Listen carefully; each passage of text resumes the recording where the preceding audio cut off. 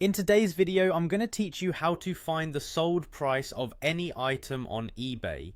Whether you're trying to determine the resale value of a gadget, a piece of clothing, or any collectible, knowing the actual selling price on eBay can give you essential market insights. So let's dive right in and explore this useful feature.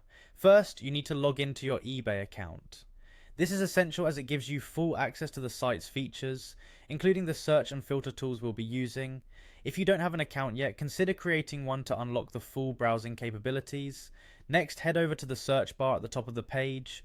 You'll want to type in the details of the item you're interested in. For instance, if you're trying to find out how much an iPhone 14 Pro 256GB is selling for, go ahead and type that in. Using specific keywords like the brand, model, and capacity can really refine your search, offering the most relevant results. Once you've typed in your search, press enter or click the search button icon. This will pull up the current listings matching your criteria. However, we're specifically interested in items that have already been sold, so we'll need to apply a few filters. On the left panel of the results page, you'll see a range of filter options. Scroll down to find the section labeled Show Only.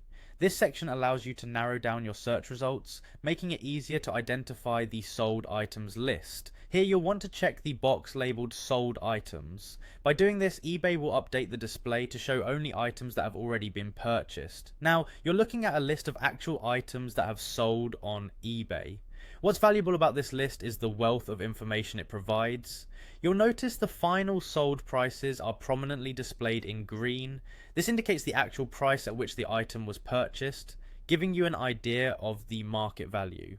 Besides prices, you'll also see details like the date each item was sold. This can help you understand selling trends and determine if prices fluctuate over time. Additionally, you can view the seller information, which might be useful if you're considering making an offer on a similar item from the same seller. Lastly, don't forget to check out the condition of each item. Whether it's new, used, or refurbished can significantly affect the selling price.